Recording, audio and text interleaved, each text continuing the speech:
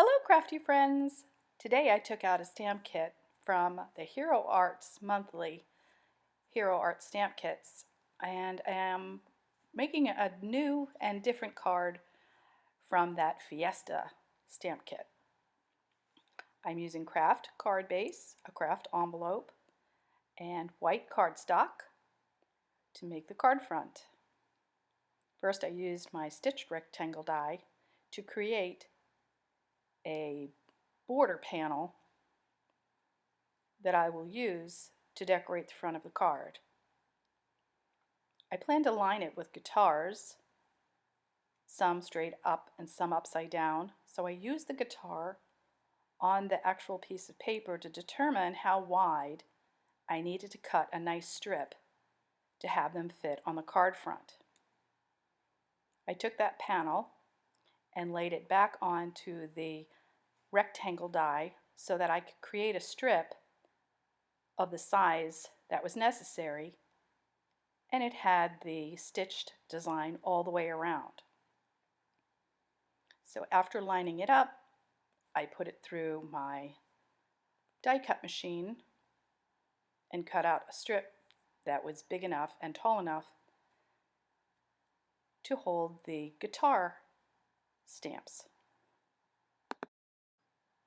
It's hard to describe, but you'll see what I mean in a moment when I begin to stamp the guitar image. I used my repositionable tape runner so that I could actually tape the strip down to my glass cutting mat and use that kind of as a guide by eyeing the center of the strip and knowing where to place the guitar stamp. I'm inking up with Memento Tuxedo Black ink and just taking a practice stamp to be sure that it inks up very well, since it's the first time I've been using this stamp. I use the center line to determine the center placement of my first guitar. There I stamp it straight up, the first one, and the second stamp upside down alongside of it. Third one upside down as well, and I'll continue changing the stamp upside down, right side up, all the way across the strip.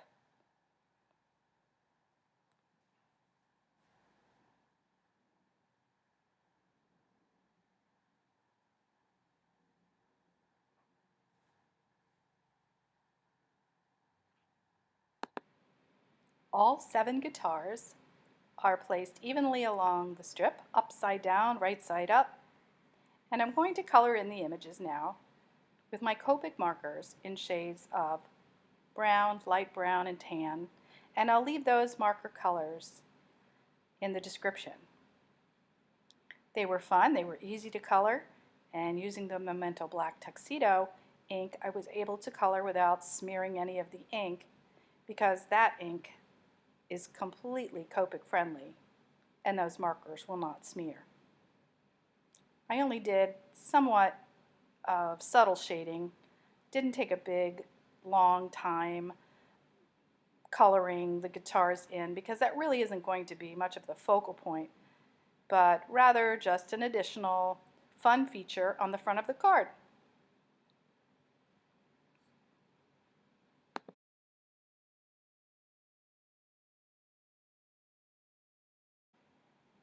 All my guitars are colored in, and now I decided to choose some images from all of the stamped images that I previously stamped and colored with Copic markers earlier in the day. I keep them on hand. This way, when I make cards, I can just go ahead and choose what I want and use the die cuts to cut them out. In this case, I choose the pretty girly mouse with the beautiful little skirt that's flying up in the air. And I chose the boy mouse that matches her skirt as well. These will also be adhered to the front of the card, as you'll see, which makes a really fun card and such cute little images. I just really can't get over how cute these little images are and how fun they were to color.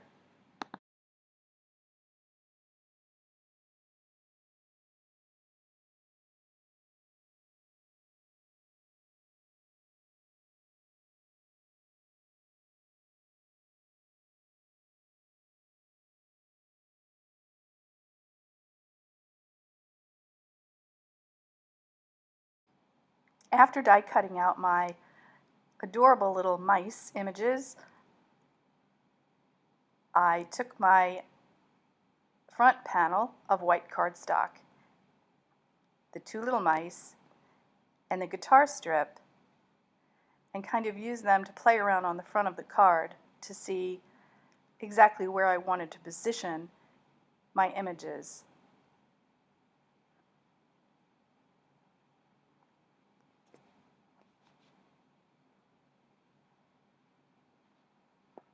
I thought the background at this point maybe needed some color, some kind of interest. So I grabbed the Fiesta stamp and my VersaFine Smoky Gray stamp pad, and I stamped the Fiesta all over the background in kind of a haphazard pattern, just to fill up the background and give it some interest. Just to let you know that this card is a happy card, and we're hoping for Fiesta time. I think this will turn out to be a birthday card. So all over the front I stamped Fiesta in kind of arbitrary pattern, just to give the background some interest.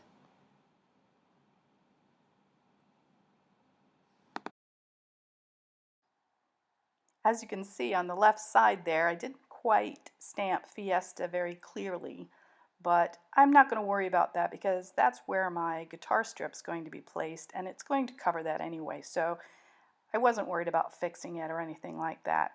Sometimes mistakes that you make can make decisions for you, and that helps me sometimes. By placing the guitar strip across that point, I still thought it was missing a little something, that it still looked a little bit plain. I put my mice down and I was happy with the arrangement, but something still about the background wasn't quite doing it for me.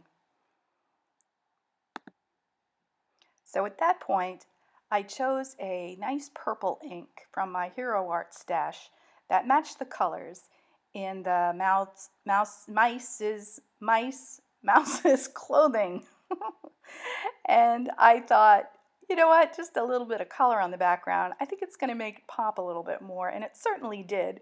I took one of the smaller flowers from the stamp set and just popped a little purple here and there on the background. And that satisfied me. And I thought, this looks really cute and very festive, and it's just what it needed. Just a little pop of purple on the background to match the mice, and I was happy with that.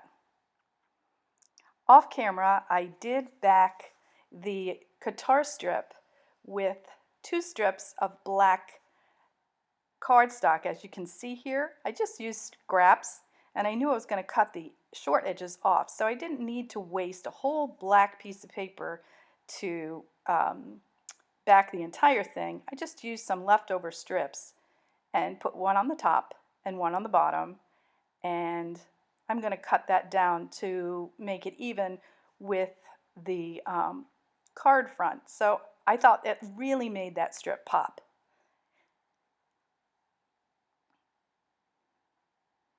Trimming them down, and you can see I'm happy with it because I adhered it permanently, and there's my guitar strip. I really like it. The black makes it pop, and I'm really loving the purple little flowers as well.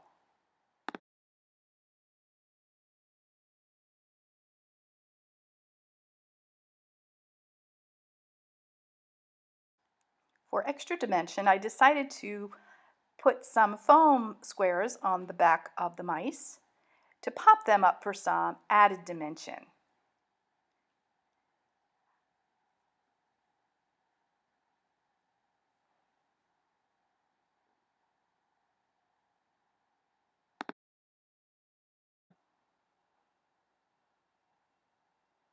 These tiny little foam squares are wonderful because they fit almost on every little piece of a cutout, but they are very tedious to get the backing off.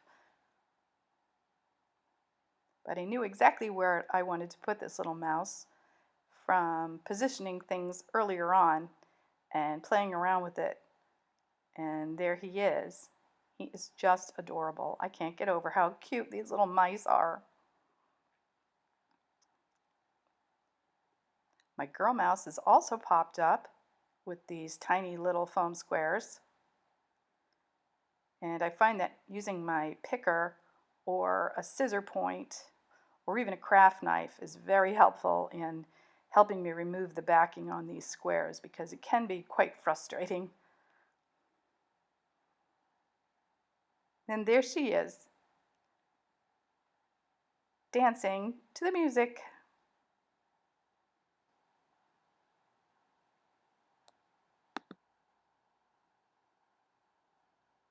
Now it's time to put the whole card together. I used card-colored craft stock for the actual card base itself, and I cut it to 6.5 by 10 inches and folded it in half to create a 6.5 by 5-inch card. For a birthday card, I tend to like a little bit of a larger card. A lot of the tutorials out there are showing smaller cards, and I like those for thank yous or just a note to say hi, but I like a larger card for a birthday greeting or a Christmas greeting. So the 6.5 by 5-inch card is my go-to card for birthday cards usually. The gray cardstock that will be a mat for the white decorative panel was cut just about 1/4 inch shorter, and that was about 6.25 inches by 4 3/4 inches. And I placed that on the craft cardstock.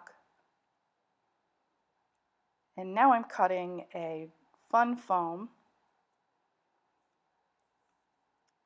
to just slightly smaller than my white decorative card panel. This will raise it up just a bit to give it some really fun strength and dimension and just make it even more special than if it was just a flat card. The actual decorative white panel that we worked on was about 6 inches by 4 1/4 inches, so everything has about a 1/4 inch mat around it. And I really like the way that gray cardstock shows off that Fiesta stamping, which was also in the smoky gray, if you remember. Then I went in and I got my crystal lacquer and I went over the instrument, the horn that the little boy mouse is playing, just to give it some brightness and shine. And I'm very satisfied with that card. I really like it. I think it's adorable and it's perfect for a birthday card. As you can see, I went ahead and stamped Fiesta on the envelope.